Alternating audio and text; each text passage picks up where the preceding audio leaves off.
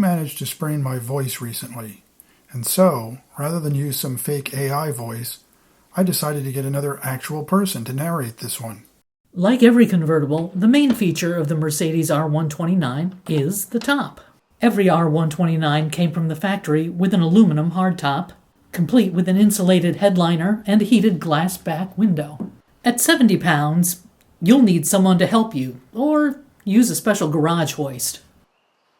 The soft top has a 3-layer insulated headliner. The whole thing operates automatically at the pull of a console switch and stows itself neatly under a padded metal cover. Every modern Mercedes comes equipped with power steering. The R129 also has a power steering column. A small stick-like switch underneath adjusts both the reach and tilt, easily placing the wheel at the most comfortable position for any driver.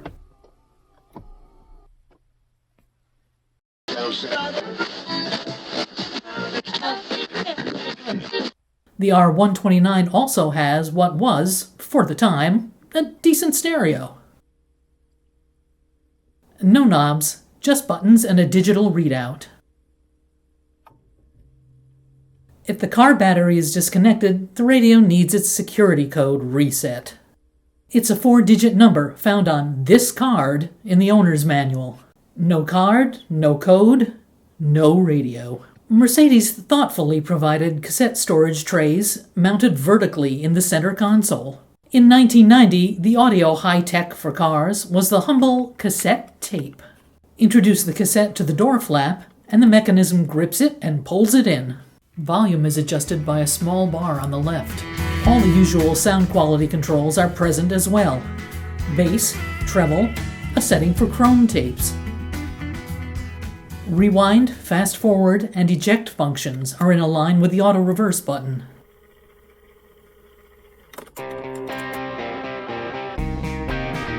When you turn the unit off, the cassette automatically ejects.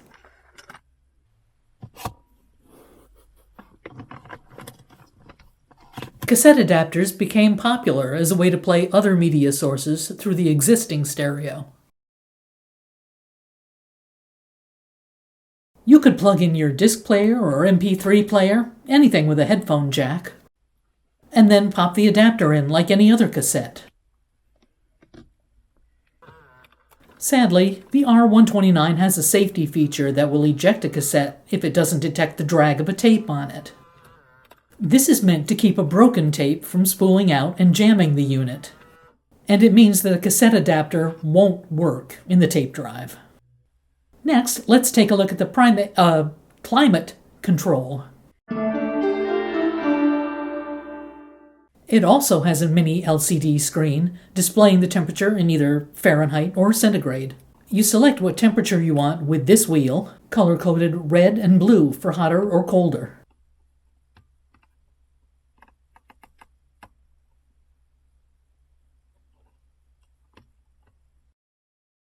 The control buttons have symbols and numbers. Easy once you figure them out. Here's the windshield defrost.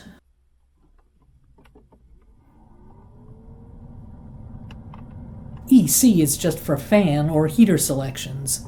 Fan speeds are this vertical column of numbers.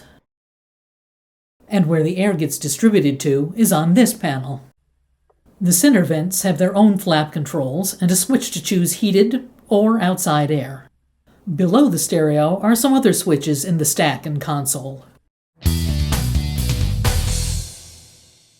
On the far left, this will switch on the heated back window when the hardtop is installed.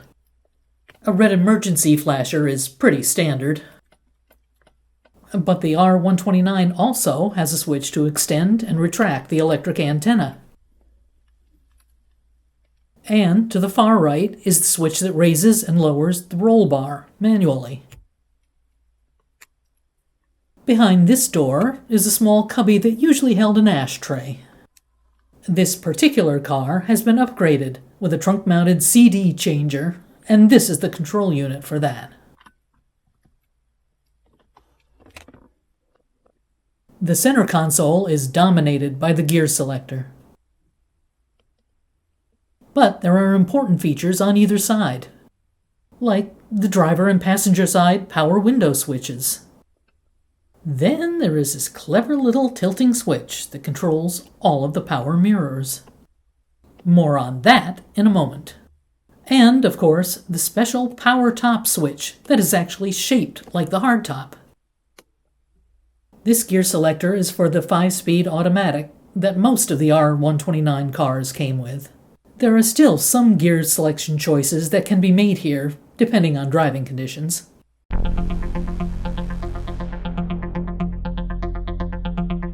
Back to that interesting power mirror switch. You twist the top to select which mirror to adjust, and then tilt it in the direction that you want the mirror to respond. The R129 also has a power inside mirror. Set the switch to the center and tilt it, and the interior center mirror is at your command. Okay, let's take a look at some of the controls on the doors.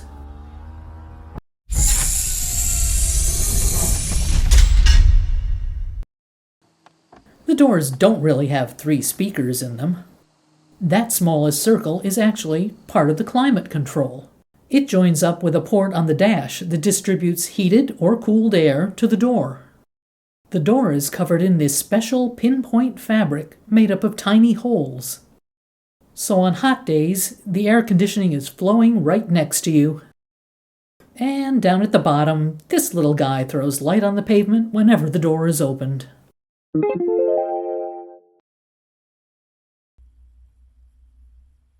These power seat controls have been a feature of Mercedes cars for years. They are completely intuitive in the way that they present the switches, with sections for the headrest, backrest, and lower seat cushion. This row of numbered buttons allows you to program all the ergonomic features for up to 3 drivers and passengers. The green button saves your preferences for the seats, mirrors, even the steering column.